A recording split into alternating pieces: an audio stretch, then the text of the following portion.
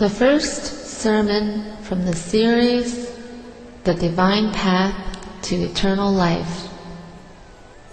The topic of this sermon is, what is the divine path to eternal life? There are 3 methods of creating a divine position, delivered by His Holiness Hộ Pháp Phạm Công Tác in the Tây Holy See on the 16th September 1948.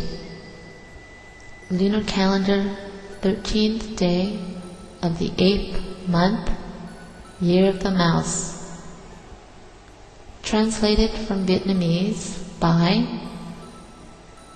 Cong-Tam and Christopher Hartney. Read by Nguyễn, Thuỳ, Ngân. Tonight I come to preach to you, so please sit and try to listen. From tonight, I would like to speak to you about the most important of topics. I need to address this issue over several nights in order to explain it comprehensively. Therefore, every 4th night, I will come here and talk about this subject. I am doing this to make an essential and precious gift for the children of the Supreme Being, a cherished secret for them to keep at hand. With this, you may, one day, find out how to attain the way. Tonight's topic is the divine path to eternal life. What is this divine path? If our understanding is based on the true Dharma of the Supreme Being, the divine path to eternal life is that path reserved for true souls to travel after they have left their physical bodies. By this path, they make their way back towards the ultimate. These true souls shall return to their spiritual domain, rising higher or falling lower as their previous life's merit dictates.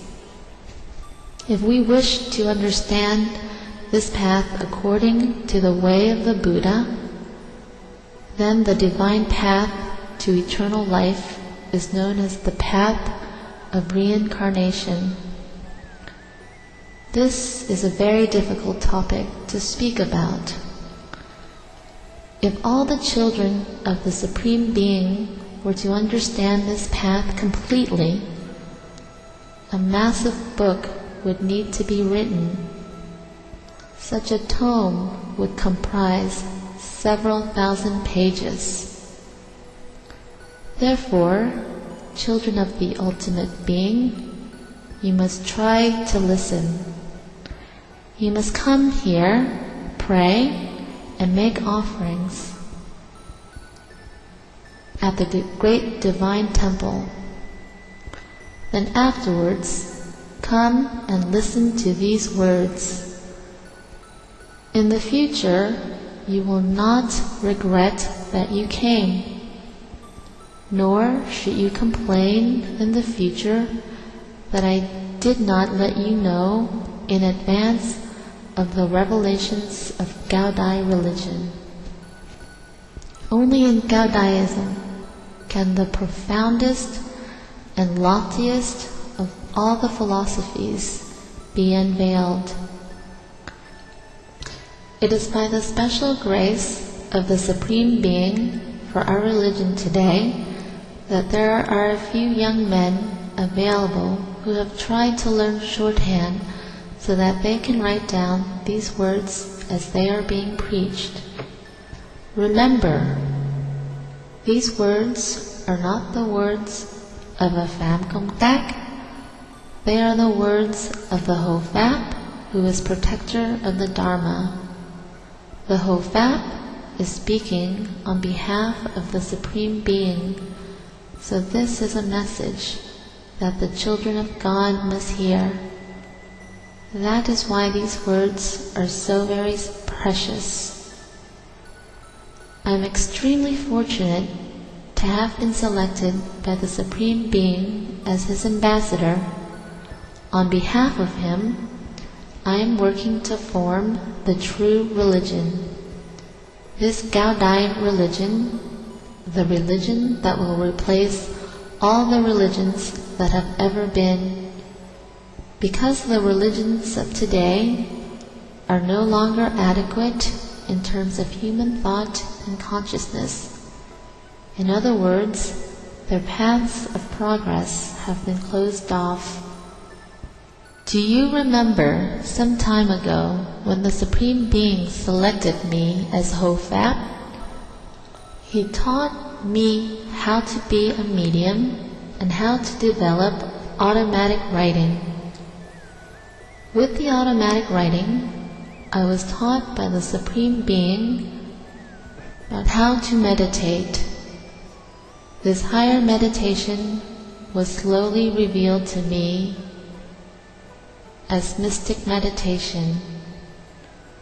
This mystical meditation is not easy. A simple mistake or omission can ruin your whole life. To under-practice mystical meditation could leave you sleepy and nodding. To over-practice could leave you mentally disturbed. When you practice correctly, you need the divine beings on hand to help open your celestial eye. When this happens, your perispirit can exit its physical domain. The path upon which your spirit returns home to the Supreme Being. This is the divine path of eternal life. My celestial eye was opened by the Supreme Being. This allows me to meet with the Supreme Being and learn many secret and essential things from heaven. Today I am preaching about the divine path of eternal life. I would like to guide all the souls of the children of God back to Him by the very form of the teaching you are now listening to. The path that takes you back to heaven is not an easy path to travel, and your return will not be instant. As we desire to travel home to the Supreme Being, we must pass through many temples, many palaces. In each temple, we will be confronted by strange things. In each palace, we will face a different mystery, yet we must struggle to understand them and pass beyond them. Only by desiring spiritual evolution can we progress along this path to the eternal and return home to the Supreme Being. There is no happiness equal to this. Even after a lifetime of cultivating the way, there is no guarantee that a soul will return. Over 10,000 years and 1,000 lives, if a soul never cultivates the way, it can never return. Brothers and sisters, you must try to remember this. What is cultivation? The Gaudai religion has already explained cultivation to you. I have already spoken of it a great deal. You must uphold the virtues, do good works, and speak the words of the great way.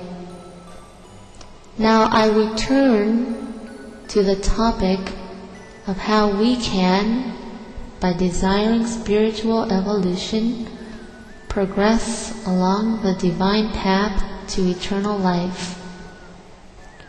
A little while ago, I mentioned that by the special grace of the Supreme Being, I was granted the favor of an audience with the Supreme Being.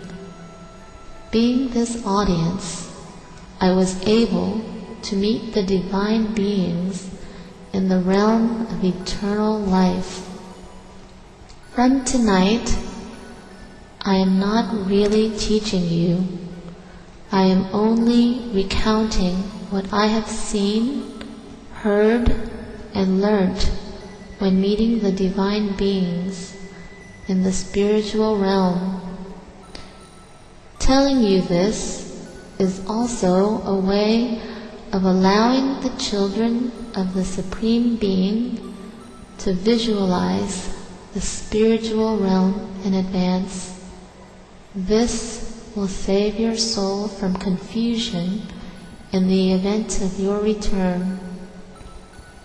As I talk, the children of God must listen and imagine that you have a guide. Wherever you go, the guide will explain the scene to you.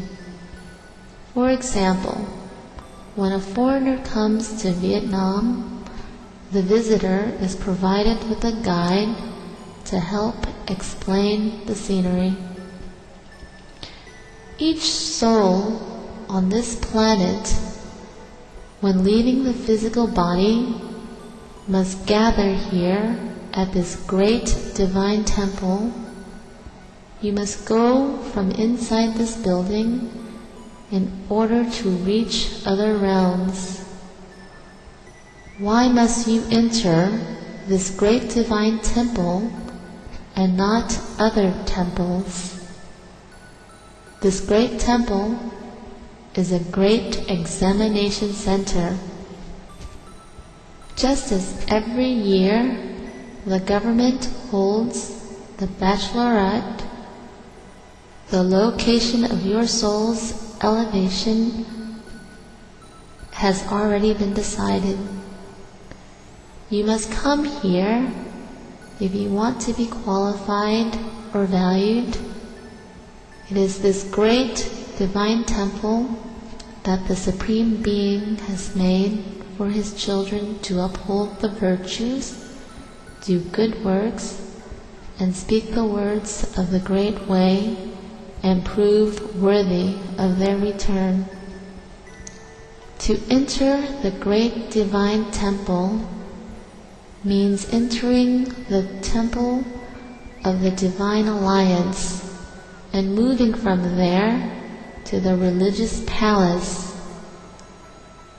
In order to reach the religious palace, you must make your way along the temple of 9 degrees of evolution.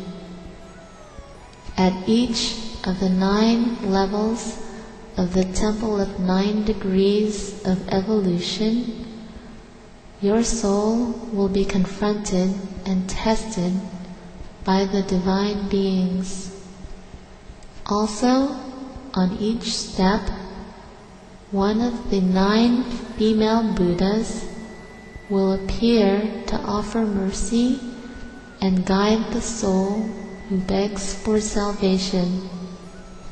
If you are not sure, children of the Supreme Being, read again the prayers for the deceased 9 days after death, after which one must recite 8 more sets of 9-day prayers for the dead soul. What follows is the prayer of the small ceremony in the middle of morning period, and finally the prayer of the great ceremony in the end of the morning period. In the Gaudai religion, there are 3 methods of returning to the Supreme Being and gaining a position in the spiritual hierarchy.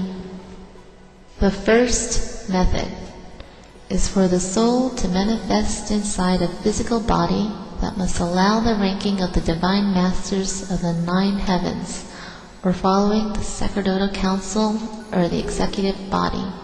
This method requires you to use your talents and abilities to contribute to the religion and thus to humanity as a path for attaining the way.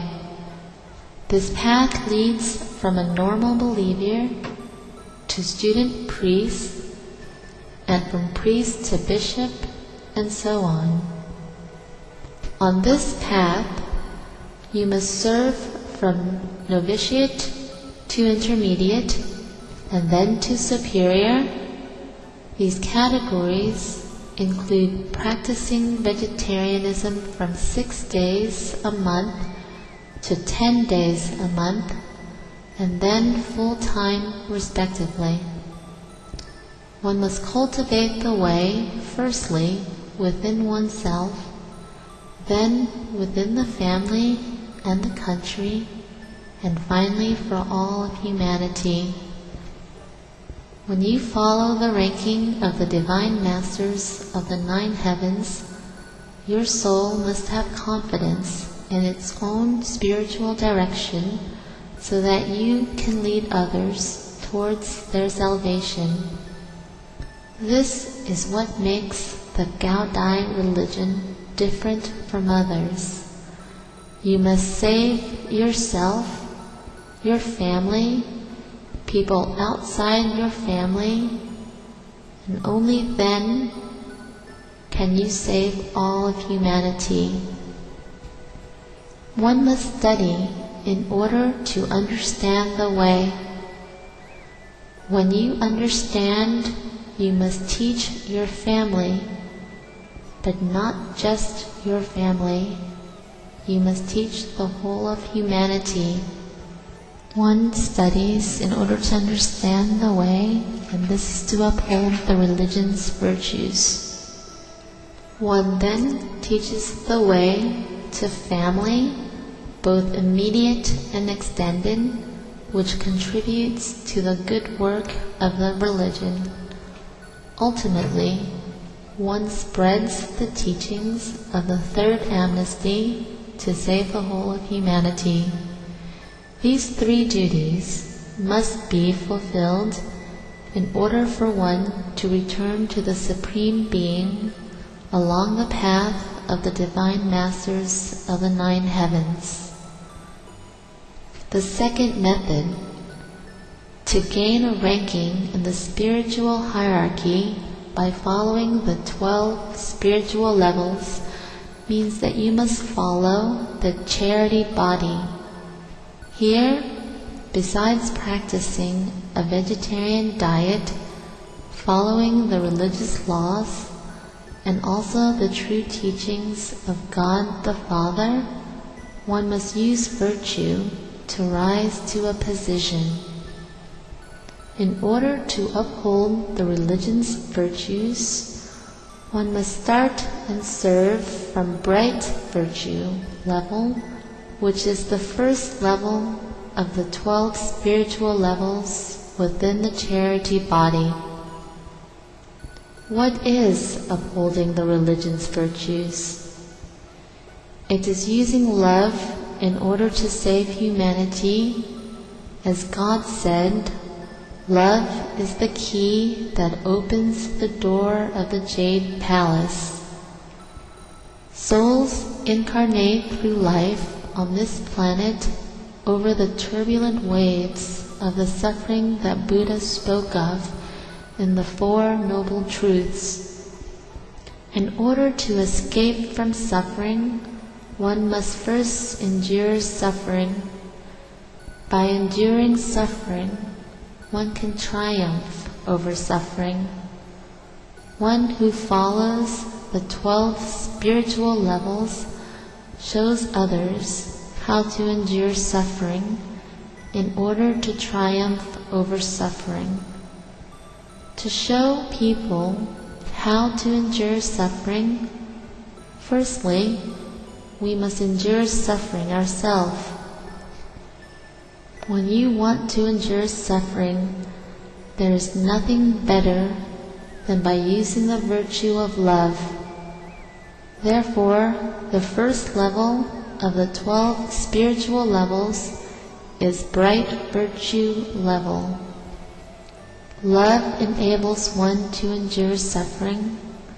Loving your parents means that you must suffer as you serve and protect them in their old age. Loving your children means that you must work hard to take care of them as they grow. Loving the disabled and the destitute means trying to find a way to help them. Finding this way also means suffering. To endure suffering allows you to overcome it, but not just for one day. You must do this right to the end. For example, you must look after your parents throughout their old age and your children until they grow up. Yet, these two things are easy when compared with the task of helping the whole community. When you look after the whole community, suffering never stops.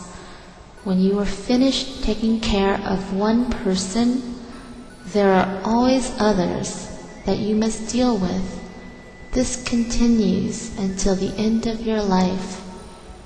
By doing this, one can overcome suffering, and in doing this, you will be able to return to the Supreme Being by way of the 12 spiritual levels.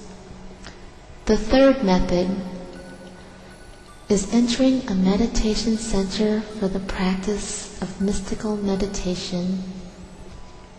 Those who have followed the path of the 9 spiritual levels or the path of 12 spiritual levels and feel that they have fulfilled the 3 duties of contributing their good works to the religion and its charity organizations, spread the word of the third amnesty, and uphold the religion's virtues, or feel that they have already endured and overcome suffering and still feel able to progress in their spiritual quest, can enter a meditation center for the practice of mystical meditation. At the meditation center, adepts will learn the method of transforming matter into energy, energy into spirit. This is the unity of the 3 treasures that is a returning to the void. Now we return back to our discussion of the divine path to eternal life. When we pass through the temple of 9 degrees of evolution and enter the religious palace, suddenly we look up. We will no longer see the 8 trigrams palace, but the vast sea, which is so great, it is unimaginable. At this point, we begin to walk the divine path to eternal life. If you follow the path of divine masters of the 9 heavens or the 12 spiritual levels, you will wait to the end of your life before returning to God the Father and return with both your peri-spirit and your soul. However, today we can travel back to the Supreme Being by the peri-spirit. By a special favor of the Supreme Being, I have been permitted to travel by this shorter way.